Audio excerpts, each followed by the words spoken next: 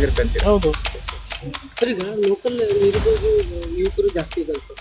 ನಿರುದ್ಯೋಗಿ ಹುಡುಗರಿಗೆ ಏನಾದರೂ ಅನುಕೂಲ ಆಗುತ್ತಾ ಅಥವಾ ಹೊರ ರಾಜ್ಯಕ್ಕೆ ಕೊಡ್ತೀವಿ?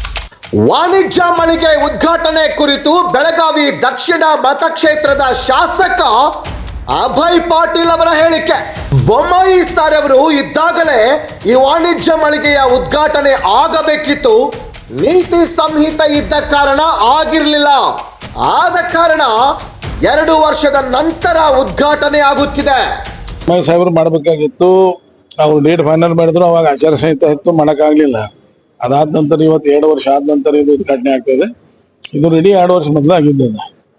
ಹೀಗಾಗಿ ವಿಶೇಷವಾಗಿ ಸ್ಮಾರ್ಟ್ ಸಿಟಿಯಲ್ಲಿ ಬೆಳಗಾವಿಯಲ್ಲಿ ನನ್ನ ಕ್ಷೇತ್ರದ ಅನೇಕ ಯೋಜನೆಗಳನ್ನ ಬೇರೆ ಬೇರೆ ಎಲ್ಲ ಕಡೆ ರೋಡು ಗಟ್ರ ನನ್ನ ಕ್ಷೇತ್ರನಾಗ ವಾಣಿಜ್ಯ ಮಳಿಗೆ ಇರ್ಬೋದು, ವಿಶೇಷ ವಿಕಲಚೇತನ ಮಕ್ಕಳಿಗೆ ಥೆರಪಿ ಪಾರ್ಕ್ ಇರ್ಬೋದು, ಲೈಬ್ರರಿ ಇರ್ಬೋದು, ಅದೇ ರೀತಿ ಸಿವಿಲ್ ಗ್ಯಾಲರಿ ಇರ್ಬೋದು, ಆರ್ಟ್ ಗ್ಯಾಲರಿ ಇರ್ಬೋದು, ವಿಲೇಜಸ್ ಆಫ್ ಇಂಡಿಯಾ ಇರ್ಬೋದು, ಈ ರೀತಿ ಬೇರೆ ಬೇರೆ ಕಾರ್ಯಕ್ರಮಗಳನ್ನ ಇಡೀ ದೇಶದಲ್ಲಿ ಸ್ಮಾರ್ಟ್ ಸಿಟಿಯಲ್ಲಿ ಬೇರೆ ಬೇರೆ ಕಾರ್ಯಕ್ರಮಗಳನ್ನ ತಗೊಂಡು ಜಾರಿಗೆ ಮಾಡಿದ್ದು ನಮ್ಮ ಬೆಳಗಾವಿ ಒಂದೇ ಸ್ಮಾರ್ಟ್ ಸಿಟಿ.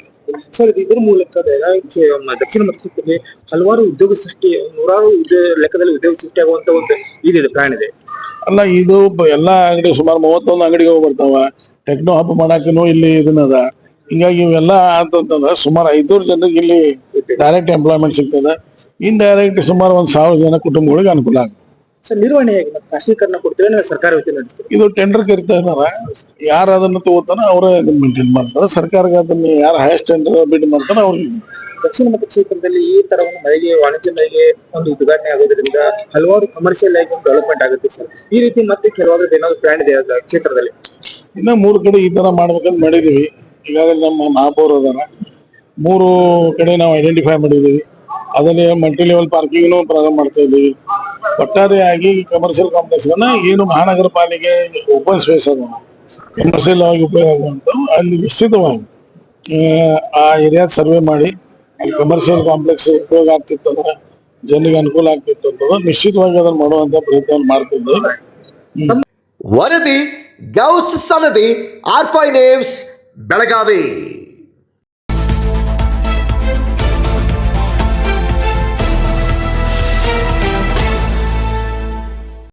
ಭ್ರಷ್ಟಾಚಾರ ವಿರೋಧಿಸೋದೇ ನಮ್ಮ ವಾಹಿನಿಯ ಮುಖ್ಯ ಉದ್ದೇಶ.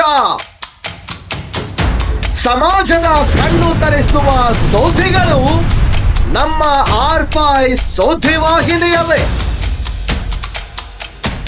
ನಿರ್ಭಯ, ನಿಷ್ಠುರ ಮತ್ತು ನಿಷ್ಪಕ್ಷಪಾತದ ಸುದ್ದಿಗಳನ್ನ ಬಿತ್ತರಿಸುವುದು ನಮ್ಮ ವಾಹಿನಿಯ ಮುಖ್ಯ ಕೆಲಸ. ನಿಮ್ಮ ಹಕ್ಕುಗಳಿಗಾಗಿ ನಮ್ಮ ಹೋರಾಟ. ಭ್ರಷ್ಟರ ಬೇಟೆಯಾಡುವುದು ಮತ್ತು ಸಮಾಜದ ಕಟ್ಟಕಡೆಯ ವ್ಯಕ್ತಿಗೆ ನ್ಯಾಯ ಒದಗಿಸೋದು ನಮ್ಮ ವಾಹಿನಿಯ ನಿರಂತರ ಪ್ರಯತ್ನವಾಗಿದೆ.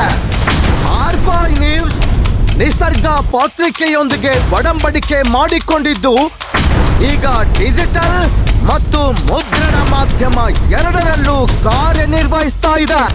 R5 ನ್ಯೂಸ್ ಇದು ನಿಮ್ಮ ವಿಶ್ವಸನೀಯ ಸುದ್ದಿವಾಹಿನಿ.